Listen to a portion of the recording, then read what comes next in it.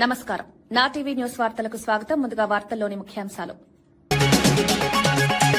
TDP కార్యకర్తలకు CM Chandrababu ఆత్మీయ విందు. అమరావతిలో సీనియర్ కార్యకర్తలతో ప్రత్యేక సమావేశం. కార్యకర్తల సేవను గుర్తించిన సత్కరించిన సీఎం. పార్టీ ఐక్యతకు బలపరిచిన ఆత్మీయ కార్యక్రమం.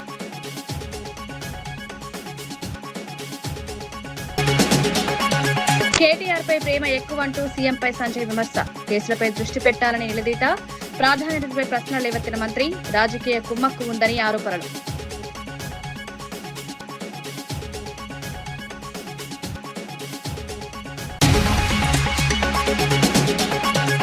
కేరళలో బీజేపీకి పెరుగుతున్న మద్దతు. రాష్ట్రంలో మార్పు స్పష్టంగా కనిపిస్తోందని ప్రధాని. అభివృద్ధి కోసం ప్రజలు బీజేపీ వైపు మొగ్గు. రాబోయే ఎన్నికల్లో మంచి ఫలితాలపై ఆశాభావం.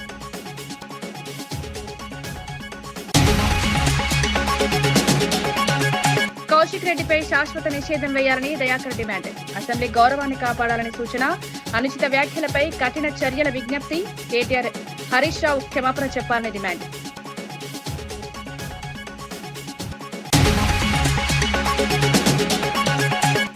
మెట్రో టేకోవర్ పై సీఎంపై కేటీఆర్ ఆరోపణలు. ప్రజలపై అప్పు మోపుతున్నారని విమర్శ.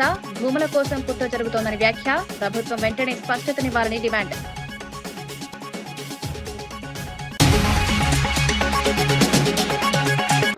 తెలంగాణ అసెంబ్లీలో ఎమ్మెల్యే పాడి కౌశిక్ రెడ్డి ప్రవర్తనపై సీఎం రేవంత్ రెడ్డి తీవ్ర ఆగ్రహం వ్యక్తం చేశారు. సభలో ఆయన ప్రవర్తన అసభ్యకరంగా ఉందని స్పష్టం చేశారు. నిబంధనలు ఉల్లంఘిస్తూ వ్యవహరించడం ప్రజాస్వామ్యానికి విరుద్దమని వ్యాఖ్యానించారు. ఎథిక్స్ కమిటీ ద్వారా విచారణ జరపాలని స్పీకర్ను కోరారు. దళిత స్పీకర్ను అవమానించేలా వ్యవహరించడం బాధాకరమన్నారు. సభ గౌరవాన్ని కాపాడాల్సిన బాధ్యత సభ్యులందరిదని సూచించారు. పరిస్థితి ఇలాగే కొనసాగితే బడ్జెట్ సమావేశాల వరకు సస్పెండ్ చేసే అవకాశం ఉందని హెచ్చరించారు. ఈ ఘటనతో అసెంబ్లీలో ఉద్రిక్తత నెలకొంది. రూల్ బుక్ అమెండ్ అయింది. ఈ బుక్ లో అధ్యక్ష page number 105 committee on ethics. ఈ రూల్ బుక్ లోనే 105 పేజీలో committee on ethics 288 rule number. The committee shall examine every complaint concerning the unethical conduct of a member both within and outside the house referred to it by speaker or the house are taken by suo motu. దీన్ని తీసుకోవాల్సిందిగా అదే విధంగా మా legislative affairs minister request చేస్తున్నా. దీంట్లో sub class 289 sub class 2 the house may also refer complaint of unethical conduct of a member on a motion to the committee for inquiry and report. అధ్యక్ష, నేను ఒకటే మాట, డైరెక్ట్గా మా సభ్యులు వారు చేసిన విధానాన్ని, వారు వ్యవహరించిన తీరును చూసి శాసనసభ సభ్యత్వాన్ని రద్దు చేసేయడని మా వాళ్ళు మాట్లాడి, నేను అట్లా నియమ నిబంధనలకు వ్యతిరేకంగా చర్యలు తీసుకోమని నేను అడిగాను. ఇది కమిటీ ఆన్ ఎథిక్స్కి వారి వ్యవహార శైలిని, ఈ సభలో అన్ని కెమెరాలు ఉన్నాయి, ఈ కెమెరాలలో వారు వ్యవహరించిన తీరు మొత్తం రికార్డ్ అయింది. ఈ అన్ని ఆధారాలను ఈరోజు ఈ సభ ద్వారా మోషన్ మూవ్ చేసి లెజిస్లేటివ్ అఫైర్స్ మినిస్టర్ ఆ ఎథిక్స్ కమిటీకి మీరు రెఫర్ చేసి ఎథిక్స్ కమిటీ ఇచ్చే రికమెండేషన్స్ మీద పాడి కౌశిక్ రెడ్డి గారి మీద చర్యలు తీసుకోవాల్సిందిగా ఆ కమిటీని కూడా, ఇప్పుడు కమిటీ లేదని వారు చెప్పారు, సమయానికి బాగా గుర్తు చేశారు అధ్యక్ష. ఎంబడే ఎథిక్స్ కమిటీని కాన్స్టిట్యూట్ చేసి హరీష్ రావు గారి సూచన మేరకు తక్షణమే ఎథిక్స్ కమిటీని ఈ సభ ముగిసే లోపల మీరు అపాయింట్ చేసి ఈ కేసును దానికి రెఫర్ చేయాల్సిందిగా ఈ సభలో ఒక సత్సాంప్రదాయాన్ని, రేపు భవిష్యత్తులో ఏ సభ్యుడైనా ఈ రకంగా బాధ్యతారహితంగా అసభ్యకరంగా అసహించుకునే విధంగా సీనియర్ సభ్యులకు అవమానం జరిగే విధంగా వ్యవహరిస్తే ఏ రకమైన చర్యలు తీసుకుంటామో భవిష్యత్ తరాలకు తెలంగాణ సమాజానికి ఒక దిక్సూచిగా ఉండే విధంగా చర్యలు తీసుకోవాలి. దయచేసి మళ్ళొక్కసారి నేను తమరికి విజ్ఞప్తి చేస్తున్న అధ్యక్ష సభానాయకుడిగా, బీఆర్ఎస్ శాసనసభ్యులు సీట్లలో కూర్చొని సహకరిస్తే తమరి విజ్ఞప్తి మేరకు సభలో కొనసాగించండి. వాళ్ళు సహకరించకుండా ఒక దళితుడు స్పీకర్గా కొనసాగడానికి వీలు లేదు, అతను సమర్థుడు కాదు సభను నడపడానికని ఒక సందేశాన్ని బయట ప్రపంచానికి ఇవ్వదలుచుకుంటే సభ్యులందరినీ రాబోయే బిజినెస్ ఈ బడ్జెట్ సమావేశాలు మొత్తానికి వాళ్ళని సభల నుంచి సస్పెండ్ చేయాల్సిందిగా పాడి కౌశిక్ రెడ్డి గారిది కమిటీ ఆన్ ఎథిక్స్ కి రెఫర్ చేయాల్సిందిగా తమరికి విజ్ఞప్తి చేస్తూ అవకాశం ఇచ్చినందుకు మీకు ధన్యవాదాలు తెలియజేస్తూ సెలవు తీసుకుంటున్నాను అధ్యక్ష. టీడీపీ ఆవిర్భావ దినోత్సవం సందర్భంగా సీఎం చంద్రబాబు నాయుడు అమరావతి నివాసంలో సీనియర్ కార్యకర్తలకు ఆత్మీయ విందు ఏర్పాటు చేశారు. మంత్రి నారా లోకేష్ తో కలిసి కార్యకర్తలను స్వాగతించారు. పార్టీ స్థాపన నుంచి సేవలందించిన కార్యకర్తలను ప్రత్యేకంగా ఆహ్వానించారు. వారి ఆరోగ్యం, కుటుంబ పరిస్థితులపై ఆరా తీశారు. పార్టీ కోసం చేసిన త్యాగాలను ఎప్పటికీ మర్చిపోమలేమన్నారు. కార్యకర్తలను కుటుంబ సభ్యుల్లా భావించి విందు ఏర్పాటు చేయడం తమ బాధ్యతగా భావిస్తున్నామన్నారు. కార్యకర్తలు ఈ ఆత్మీయతపై ఆనందం వ్యక్తం చేశారు. వస్త్రాలు, శాలువాలతో సత్కరించారు. ఈ కార్యక్రమం పార్టీ ఐక్యతను బలపరిచింది. కార్యకర్తల్లో ఉత్సాహం పెరిగింది.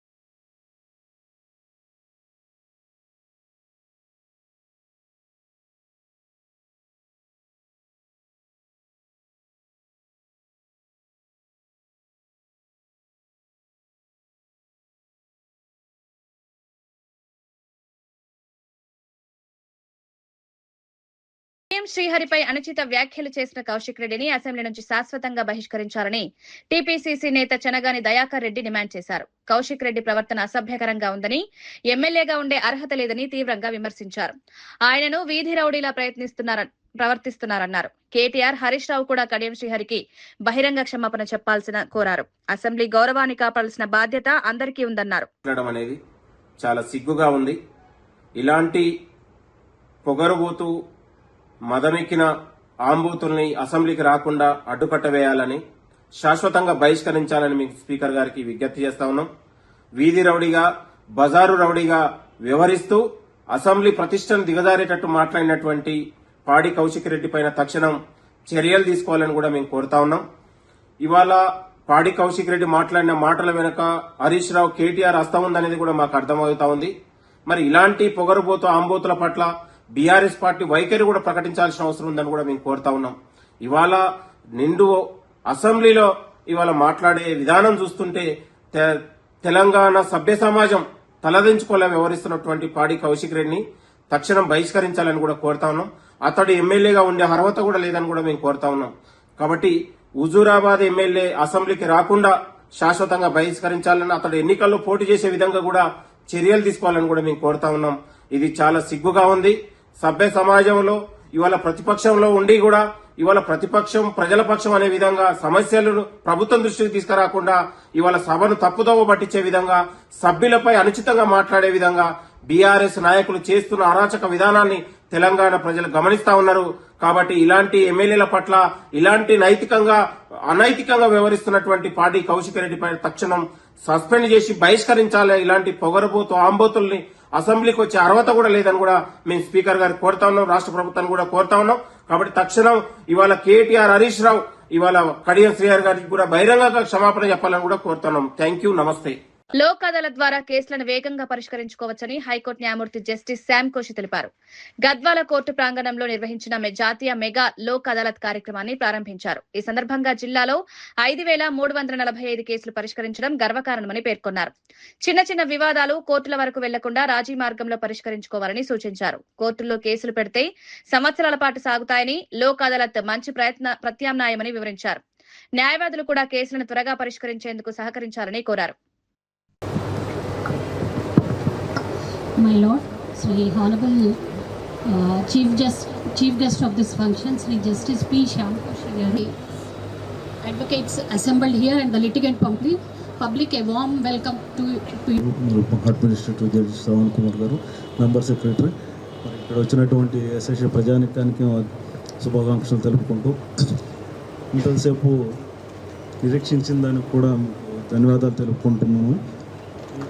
ఇలా ఇక్కడ here we are having 8 courts similar, principal district court, additional court, total pendencies 7,846 as on today. Principal district court 237, first additional court 162, POCSO court 110, principal senior civil court 366, additional senior civil court 310, principal junior civil court 2,244, total 7,846 million, out of which 3,253 civil, 4,593 criminal. అసెంబ్లీలో ప్రతిపక్ష ప్రశ్నలను ప్రభుత్వం కావాలనే వాయిదా వేస్తోందని మాజీ మంత్రి సబితా ఇంద్రారెడ్డి మండిపడ్డారు. ప్రతిపక్షం అడిగే ప్రశ్నలకు సమాధానం చెప్పలేక ప్రభుత్వం వెనుకడుగు వేస్తోందని విమర్శించారు. ముఖ్యంగా మైనింగ్ అంశంలో భారీ అక్రమాలు జరుగుతున్నాయని ఆరోపించారు. అనుమతులు లేకుండా మైనింగ్ కొనసాగుతున్నా కేవలం జరిమానాలు వేసి వదిలేస్తున్నారన్నారు. దీని వెనుక ఉన్న పెద్దల పాత్రపై అనుమానాలు వ్యక్తం చేశారు. ప్రభుత్వం తన తప్పులను కప్పిపుచ్చుకునే ప్రయత్నం చేస్తోందని ఆరోపించారు. అసెంబ్లీ వ్యవహారాల్లో పారదర్శకత ఉండాలని డిమాండ్ చేస్తుందనేది అర్థమవుతున్న సందర్భం. ఈరోజు నేను హరీష్ రావు గారు లేవనెత్తిన అంశం ఏదైనా కూడా అసెంబ్లీలో బయట జరుగుతున్న అవినీతిని అసెంబ్లీలో ప్రస్తావించాలని ప్రయత్నం చేస్తూ ఉంటాం. 1 కాదు 2 కాదు, చాలా చాలా చాలా అవినీతికి సంబంధించిన సంఘటనలు గతంలో బయట పెట్టున్నాం. హెల్త్ పాలసీ కానివ్వండి, సింగరేణికి సంబంధించింది కానివ్వండి, తర్వాత మున్సిపల్ అడ్మినిస్ట్రేషన్లో సంబంధించింది కానివ్వండి, ఇవన్నీ అడుగుతున్న సందర్భంలో ప్రభుత్వం నుండి సమాధానం ఉండదు. నిన్న ఈరోజు ఇసుకకు సంబంధించింది కానివ్వండి, నిన్న హరీష్ రావు గారు ఒక విషయాన్ని ప్రస్తావించినప్పుడు దానికి సమాధానం చెప్పాలి, లేదంటే హౌస్ కమిటీ వేయాలి. కానీ దానికి సమాధానం చెప్పకుండా నియోజకవర్గాల పునర్విభజనపై సీఎం రేవంత్ రెడ్డి ప్రజలను తప్పుదోవ పట్టిస్తున్నారని బీజేపీ ఎంపీ లక్ష్మణ్ విమర్శించారు. పునర్విభజనల వల్ల తెలంగాణలో అసెంబ్లీ స్థానాలు 119 నుంచి 179కి పెరిగే అవకాశం ఉందన్నారు. పార్లమెంటు స్థానాలు కూడా పెరుగుతాయన్నారు. ఈ ప్రక్రియతో ఎస్సీ ఎస్టీలకు ప్రాతినిధ్యం పెరుగుతుందని పేర్కొన్నారు. అభివృద్ధి దిశగా ఇది కీలక నిర్ణయమని వివరించారు. కాంగ్రెస్ పార్టీ ఈ ప్రక్రియను అడ్డుకోవాలని ప్రయత్నించడం సరికాదని విమర్శించారు. ఇవాళ మన డ్యూరేషన్ ఆఫ్ అసెంబ్లీ కానీ లోక్సభ కానీ 5 years అండ్ టైం చాలా స్పష్టంగా రాజ్యాంగంలో ఫిక్స్ చేసి ఉన్నారు. 5 సంవత్సరాలు మించి ఉండడానికి వీల్లేదని. కానీ దురదృష్టవశాత్తు 1977లో ఎమర్జెన్సీ విధించి ఇందిరాగాంధీ తన పదవీ కాలాన్ని మరి 42nd కాన్స్టిట్యూషనల్ అమెండ్మెంట్ చేసి 6 సంవత్సరాలు పొడిగించుకున్నారు. అంటే రాజ్యాంగాన్ని సవరించి యాక్చువల్ రాజ్యాంగం ప్రకారంగా ఈ ఆర్టికల్ 83 పార్లమెంటుకు, ఆర్టికల్ 172 అసెంబ్లీలకు మన పదవీ కాలం 5 సంవత్సరాలు. దాన్ని రాజ్యాంగాన్ని సవరించి ఆ రోజు 42nd అమెండ్మెంట్ ద్వారా 6 సంవత్సరాలు చేస్తుంది. నుంచి ఎంపీలుగా మీరు చట్టసభలు అడుగు పెడితే ఎందుకు మీకు కంటగింపు? ఇవాళ అమిత్ షా గారు చాలా స్పష్టంగా ఈ సమావేశాన్ని తీసుకొస్తామంటే దాటవేస్తున్నారు. ఎందుకు అంత తొందర అంటున్నారు? ఇవాళ ఎందుకు మీరు దడుచుకుంటున్నారు? ఇవాళ చాలా స్పష్టంగా చెప్పాడు ఇవాళ అమిత్ షా గారు కూడా.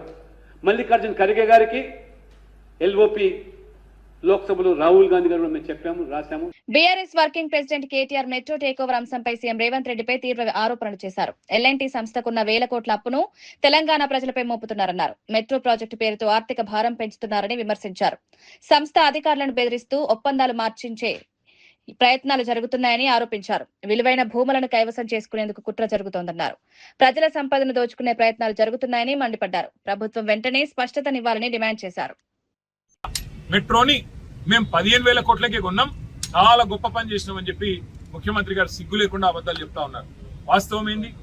280 ఎకరాల ప్రభుత్వ భూమిని మెట్రోకి కేవలం ఆనాటి ప్రభుత్వం, రాజశేఖర రెడ్డి గారి ప్రభుత్వం లీజుకు మాత్రమే ఇచ్చింది. ఆ భూములు మనవే, ప్రభుత్వానికే, ప్రజల భూములవి. ఆ 280 ఎకరాలు వాళ్ళకు ఎల్ఎన్టీకి రాసివ్వలేదు, కేవలం లీజుకి ఇచ్చారు. లీజుకి ఇచ్చిన భూముల్లో ఎల్ఎన్టీ వాళ్ళు 18 కోట్ల స్క్వేర్ ఫీట్ల బిల్టప్ ఏరియా కట్టి దాని నుంచి వచ్చే ఆదాయంతో వారు సంపాదించుకోవాలా, తిరిగి ఆ భూముల్లో డెవలప్ చేసిన 18 కోట్ల చదరపు అడుగుల భవనాలతో సహా తిరిగి రాష్ట్రానికి అప్పజెప్పి పోవాలి. ఇది అగ్రిమెంట్. కానీ నిన్న ముఖ్యమంత్రి ఏమంటాడు? 22,000 కోట్ల ఆస్తిని మేము 15,000 కోట్లకి కొన్నాం, 7,000 కోట్లు మిగిలిచ్చినాం అంటుంది. ఇది ఎట్లుందంటే మీ భూమిని, మీ ఇల్లును మళ్ళీ మీరే తిరిగి కొనుక్కున్నట్టుంది. అంటే ఎంత సిగ్గు లేకుండా అబద్ధాలు చెప్తున్నాడు ముఖ్యమంత్రి అంటే. 15,000 కోట్ల లోను ఒక ప్రైవేటు సంస్థ బ్యాలెన్స్ షీట్ మీద ఉంటే దాన్ని రాష్ట్ర ప్రజల మీద రుద్దిందే సిగ్గుచేటంటే, ఎల్ఎన్టీ సిఎఫ్ఓను అరెస్టు చేస్తా అని బెదిరించి, మేడిగడ్డ బరాజు విషయంలో నేను చెప్పినట్టు ఇంటలేరని చెప్పి వాళ్ళను బెదిరించి బ్లాక్ మెయిల్ చేసి చివరికి మరి ఆ 280 ఎకరాల ప్రభుత్వ భూమి ఏదైతే ఇవాళ ఎల్ఎన్టీ చేతిలో లీజ్ రూపంలో ఉందో దాన్ని కొట్టేయడానికి ఈ దండుపాలెం బ్యాచ్ వేసిన ఒక కుట్ర, ఒక స్కెచ్ నిన్న ముఖ్యమంత్రి గారి ప్రకటన. ఎల్ఎన్టీ భూములు కావవి, అవి ప్రభుత్వ భూములే, అది ప్రజల సంపదనే. కానీ వాళ్ళ ప్రైవేటు సంస్థ నెత్తి మీద ఉన్న అప్పును ప్రభుత్వం నెత్తి మీద, ప్రజల నెత్తి మీద 15,000 కోట్ల అప్పు ఎందుకు రుద్దుతున్నాడో ముఖ్యమంత్రి సమాధానం చెప్పాలి. ఆ 280 ఎకరాల భూమి ఏదైతే ప్రజల సొత్తు ఉన్నదో దాన్ని ఏ రకంగా రేపటి రోజున మీరు వినియోగించబోతా ఉన్నారో సమాధానం చెప్పి తీరాలి. వాటిని అమ్ముతారా, నీ అనుయాయులకు కట్టబెడతావా, మరి ఇంకెవరికైనా లీజ్కి ఇస్తావా, నీ దండుపాలెం బ్యాచ్ కు పుట్నాలు బఠానీ లెక్క పంచిస్తావా అనే అనుమానాలు ఇవాళ హైదరాబాద్ ప్రజల్లో బలంగా ఉన్నాయి. నేను ఒక్క మాట సూటిగా రేవంత్ రెడ్డిని అడుగుతా ఉన్నా. కేంద్ర ప్రభుత్వం ఒప్పుకోలేదు ఎల్ఎన్టీ చేతిలో ఉంటే, అందుకే ఎల్ఎన్టీని తీసుకోవాల్సి వచ్చింది అంటున్నాం. మరి ఇదే కేంద్ర ప్రభుత్వం, ఆనాడు కూడా ఇదే బీజేపీ ప్రభుత్వం ఉంది. మేము హైదరాబాద్ రాయదుర్గం నుండి ఎయిర్పోర్ట్ కు 32 కిలోమీటర్లు హైదరాబాద్ మెట్రోని పొడిగించాలని చెప్పి టెండర్ చేశాం. పూర్తిగా పనులు కూడా ప్రారంభించి శంకుస్థాపన కూడా చేసినాం. ఆ రోజు కేంద్ర ప్రభుత్వం ఏమీ అభ్యంతరం చెప్పలేదే. ఆ రోజు మున్సిపల్ మంత్రిగా నేనే ఉన్నా. మరి మాకు చెప్పిన అభ్యంతరం నీకెందుకు చెప్తున్నది? ఏమైనా కాయిదాలు ఉన్నాయా? ఎల్ఎన్టీ ఒప్పుకోకపోతే మేము ఫండింగ్ చేయమనే కాయిదాలు ఉన్నాయా? ఇవన్నీ ముఖ్యమంత్రి గారు పుట్టించిన కాకమ్మ కబుర్లు, ముఖ్యమంత్రి చెప్తున్న కాకమ్మ కబుర్లు. ఆ రోజు హైదరాబాద్ ఎయిర్పోర్ట్ మెట్రోకి మేము కూడా ఆనాడు ఎల్ఎన్టీ చేతిలో ఉన్న రాయదుర్గం నుంచి ఎయిర్పోర్ట్ కి ప్రతిపాదించాం. మీరు రాగానే దాన్ని రద్దు చేసినారు. మరి ఆ రోజు కేంద్ర ప్రభుత్వం అభ్యంతరం చెప్పకపోతే ఈ రోజు ఎందుకు చెప్తుంది? ఇదంతా ముఖ్యమంత్రి గారు అల్లిన ఒక కాకమ్మ కథ. ఖచ్చితంగా 280 ఎకరాలు కొట్టేయడానికి వేసిన ఒక స్కెచ్. ఈ భూదందాకు, భూమాఫియాకి ముఖ్యమంత్రి గారే దండుపాలెం ముఠాకు నాయకుడిగా మారి వాళ్ళ ఎల్ఎన్టీ సిఎఫ్ఓను జైల్లో ఇస్తాను బెదిరించి, మేడిగడ్డ బరాజ్ విషయంలో కూడా ఆయన చెప్పినట్టు ఇంటలేరనే ఒక కోపంతో చివరికి వాళ్ళ మెడ మీద కత్తి పెట్టి ఆ 280 ఎకరాలను లాక్కునే కుట్ర తప్ప ఇంకొకటి కానే కాదు. ఇందులో హైదరాబాద్ ప్రజల ప్రయోజనాలు లేవు, మెట్రో ప్రయోజనాలు లేవు. 22,000 కోట్ల ఆస్తి, అది ఎన్నటికైనా హైదరాబాద్ ప్రజల ఆస్తి, తెలంగాణ ప్రజల ఆస్తి. దాన్ని తిరిగి మనమే కొనుక్కోవడం ఏదైతే ఉందో ఇది ఉల్టా మన భూమికి, మన హక్కుకి, మన ప్రాపర్టీకి మనమే పైసలు పెట్టి తిరిగి కొనుక్కోవడం ఏదైతే ఉందో ఇది ఖచ్చితంగా పెద్ద కుంభకోణం తప్ప మరొకటి కానే కాదు. నిజంగానే ఈ విషయంలో చిత్తశుద్ధి ఉంటే ఒక సిట్టింగ్ హైకోర్టు జడ్జితో వెంటనే విచారణకు ఆదేశించాలని చెప్పి కూడా మా పార్టీ తరఫున మేము ప్రభుత్వాన్ని డిమాండ్ చేస్తా ఉన్నాం. అసెంబ్లీలో స్పీకర్ తీరుపై మాజీ మంత్రి తలసాని శ్రీనివాస్ యాదవ్ తీవ్రంగా స్పందించారు. పార్టీ మారిన ఎమ్మెల్యేలను బీఆర్ఎస్ సభ్యులుగానే గుర్తించిన తర్వాత వారు స్పీకర్ వైపు ఎందుకు కూర్చున్నారని ప్రశ్నించారు. తమ నిరసనను తప్పుదో పట్టించేందుకు వారికి మైక్ ఇవ్వడం సరైందా అని నిలదీశారు. ప్రతిపక్ష హక్కులను కాలరాస్తున్నారని విమర్శించారు. 2 సంవత్సరాలుగా హౌస్ కమిటీ ఏర్పాటు చేయలేదని ఆగ్రహం వ్యక్తం చేశారు. అసెంబ్లీ వ్యవహారాల్లో పారదర్శకత అవసరమని సూచించారు. ప్రజాస్వామ్య విలువలను కాపాడాల్సిన బాధ్యత స్పీకర్దేనన్నారు. కాకుండా సభలు జరిగినటువంటి సందర్భాలలో వాళ్ళు పద్దులు పెట్టడం మంత్రులు, ఒకవైపున హౌస్ ఆర్డర్లో లేనటువంటి సందర్భంలో మా సభ్యులం మేమందరం కలిసి పోడియం వరకు వెళ్ళి మేము మా డిమాండ్ చేస్తుంటే దీన్ని మొత్తం డైవర్ట్ చేయడానికి, అంటే జరిగింది తప్పిదమని ఆల్రెడీ తేలిపోయిన తర్వాత దీన్ని ఈ అటెన్షన్ డైవర్ట్ చేయాలని స్పీకర్ గారు కడియం శ్రేయర్ గారికి, దానం నాగేందర్ గారికి, కాళే యాదయ్య గారికి మైక్ ఇచ్చాడు. 4 రోజుల కిందనే కదా మీరు తీర్పిచ్చింది వాళ్ళు మా పార్టీ వాళ్ళని. మరి మా పార్టీ వాళ్ళందరూ మేము పొడియం దగ్గర కూర్చున్నప్పుడు వాళ్ళు ఏ పార్టీ అని మీరు మైక్ ఇచ్చిర్రు, ఏ పార్టీ అని మమ్మల్ని తిట్టిపిచ్చిర్రు అంటే డెమోక్రసీలా ప్రజలు ఇవన్నీ గమనించారనేటువంటి భావన మీకుందా? రెండోది, కడియం శ్రీహరి గారు మాట్లాడుతూ ఏదైతే భూముల మీద హౌస్ కమిటీ వేస్తాన్నారు ముఖ్యమంత్రి గారు అని చెప్తూ నా ఇంటికే కూడా పీక్కోలేరు అనేటువంటి అక్కడ జరిగినటువంటి కాన్వర్జేషన్. ఇక్కడ వైపు నుంచి కౌశిక్ మీరు ఏ పార్టీ చెప్పాలి అని ఒక వైపున స్పీకర్ వైపు చూపిస్తూ, రెండో వైపున శ్రీహరి గారి వైపు చూపిస్తూ, ఆయన అఫీషియల్గా స్పీకర్ గారు వీరికేం మైక్ ఇవ్వలేదు. ఈయన స్థానం నుంచి ఈయన ఎక్కడికి పోలేదు. కౌశిక్ సభ జరిగినప్పుడు ఆర్డర్లు లేనప్పుడు చాలా అంశాలు జరుగుతుంటాయి, కానీ ప్రొసీజర్స్ ఏంది, రూల్స్ రెగ్యులేషన్స్ ఏంది, మైక్ అవకాశం ఇచ్చినప్పుడు దాంట్లో ఏమైనా వల్గర్గా మాట్లాడినటువంటి సందర్భాలు వచ్చినప్పుడు ఎథిక్స్ కమిటీ అని ఇంకో కమిటీ అని చెప్పి రెఫర్ చేస్తారు. ఇప్పుడు దీని ఎథిక్స్ కమిటీ లేదు. ఫస్ట్ ఆఫ్ ఆల్ గడిచిన 2.5 సంవత్సరాల నుంచి అసెంబ్లీలో ఏ కమిటీలు లేవు. ఎమ్మెల్యే యశస్విని రెడ్డి బీఆర్ఎస్ ఎమ్మెల్యే పాడి కౌశిక్ రెడ్డిపై తీవ్ర విమర్శలు చేశారు. సభలో పెద్దలైన కడియం శ్రీహరిని గౌరవించకుండా మాట్లాడడం సరికాదన్నారు. సభలో చర్చ జరుగుతున్న సమయంలో సమయాన్ని వృధా చేస్తున్నారని ఆగ్రహం వ్యక్తం చేశారు. కొత్త ఎమ్మెల్యేలకు ఇది సరైన సందేశం కాదని పేర్కొన్నారు. సభ్యుల ప్రవర్తన వల్ల సభ గౌరవం దెబ్బతింటుందన్నారు. కౌశిక్ రెడ్డిపై వెంటనే చర్యలు తీసుకోవాలని స్పీకర్ను కోరారు. ఒక తండ్రి లాంటి వాళ్ళు కడియం శ్రీహరి గారు మా అందరికీ కూడా ఒక తండ్రి లాంటి వాళ్ళు, వయసులో పెద్దవాళ్ళు, ఎప్పటి నుంచో కూడా శాసనసభ్యులుగా ఉన్నారు. అట్లాంటి వారికి మర్యాద ఇవ్వకుండా ఎట్లా పడితే అట్లా మాట్లాడి నిన్నటి నుంచి చూస్తున్నాము. అది డిమాండ్ల మీద మాట్లాడుతుంటే, చర్చ జరుగుతుంటే కొత్తగా సబ్జెక్ట్ ఏమైనా నేర్చుకుందామని ఇంట్రెస్టింగ్గా విందాం అనుకుంటే నూతన సభ్యులం ఎంతో మంది ఉన్నాం. సభా సమయాన్ని కూడా వృధా చేస్తున్నారు. ఎంక్వైరీ అన్నారు, పర్సనల్గా టార్గెట్ చేసి మంత్రి గారిని మాట్లాడుతున్నారు. వాళ్ళకి ఏదైనా వేరే అజెండా ఉంటే బయట చూసుకోవాలి. మరి ఇప్పుడు సభలో మేము నేర్చుకోవాల్సింది రాజకీయ పార్టీల గురించి చేయాలా, లేకపోతే ప్రజలకు కావాల్సిన సమస్యలు? కేరళలో నిర్వహించిన సభలో ప్రధాని నరేంద్ర మోదీ కీలక వ్యాఖ్యలు చేశారు. రాష్ట్ర ప్రజలు బీజేపీ వైపు మొగ్గు చూపుతున్నారని తెలిపారు. పార్టీ కార్యకర్తలు అహర్నిశలు శ్రమిస్తూ బీజేపీ బలోపేతానికి కృషి చేస్తున్నారన్నారు. కేరళ రాజకీయాల్లో మార్పు స్పష్టంగా కనిపిస్తోందని పేర్కొన్నారు. ప్రజలు ప్రత్యామ్నాయాన్ని కోరుకుంటున్నారన్నారు. అభివృద్ధి, పారదర్శక పాలన కోసం బీజేపీ కట్టుబడి ఉందన్నారు. కేంద్ర ప్రభుత్వ పథకాలను ప్రజలకు చేరవేయడంలో కార్యకర్తలు కీలక పాత్ర పోషిస్తున్నారన్నారు. రాబోయే ఎన్నికల్లో బీజేపీకి మంచి ఫలితాలొస్తాయని ఆశాభావం వ్యక్తం చేశారు. पॉलिटिकल वायलेंस के कारण अपना जीवन खोया है। मैं आज केरलम की मेरी ये पहली चुनाव सभा में उन सभी कार्यकर्ताओं को इस मंच से आदरपूर्वक श्रद्धांजलि देता हूं। സുഹൃത്തുക്കളെ, ഈ മാറ്റത്തിന് പിന്നിൽ കേരളത്തിലെ ജനങ്ങളുടെ അനുഗ്രഹമാണ്.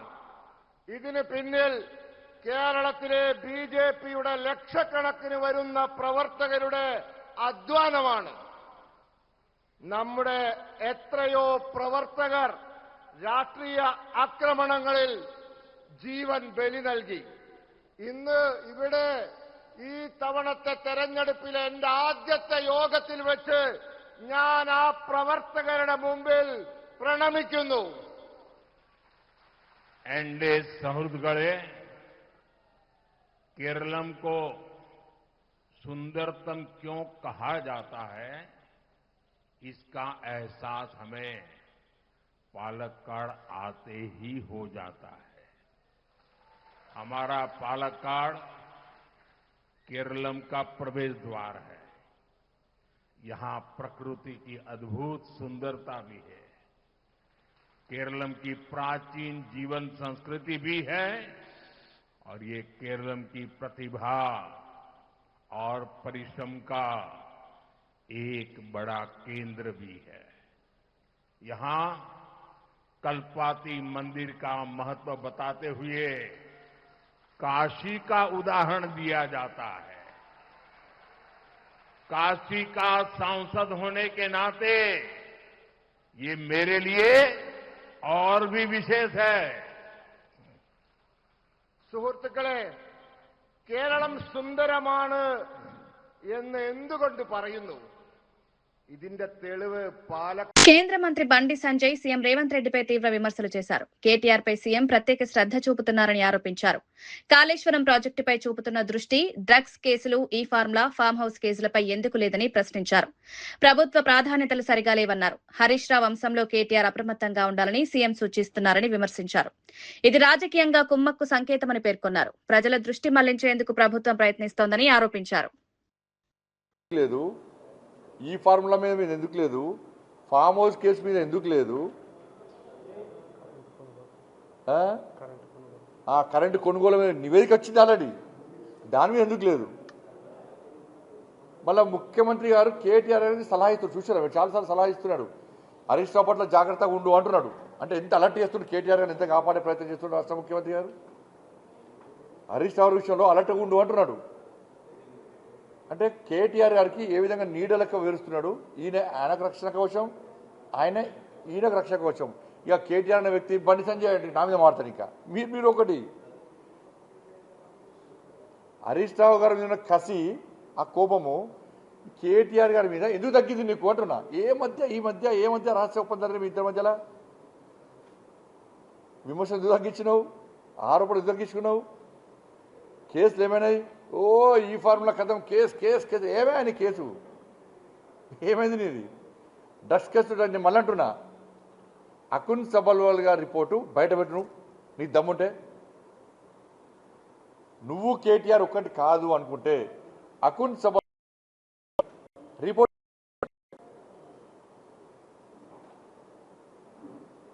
రిపోర్టు మాయం చేసింది ఎవరు?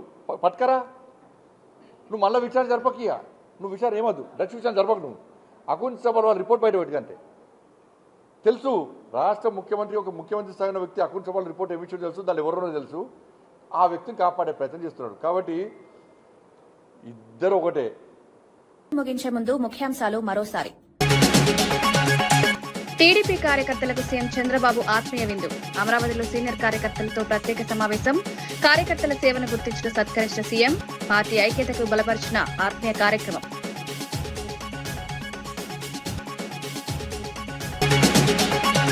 కేటీఆర్ పై ప్రేమ ఎక్కువంటూ సీఎంపై సంజయ్ విమర్శ. కేసులపై దృష్టి పెట్టాలని నిలదీత. ప్రాధాన్యతపై ప్రశ్నలు లేవెత్తిన మంత్రి. రాజకీయ కుమ్మక్కు ఉందని ఆరోపణలు.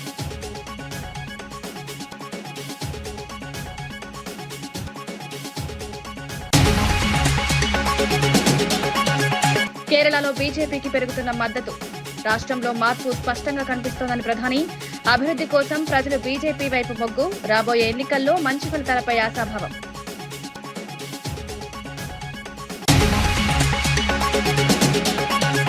కౌశిక్ రెడ్డిపై శాశ్వత నిషేధం వేయాలని దయాకర్ డిమాండ్. అసెంబ్లీ గౌరవాన్ని కాపాడాలని సూచన. అనుచిత వ్యాఖ్యలపై కఠిన చర్యల విజ్ఞప్తి. కేటీఆర్, హరీష్ రావు క్షమాపణ చెప్పాలని డిమాండ్.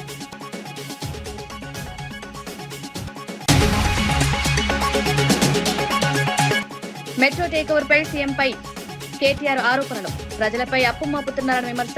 భూముల కోసం కుట్ర జరుగుతోందని వ్యాఖ్య. ప్రభుత్వం వెంటనే స్పష్టతనివ్వాలని డిమాండ్.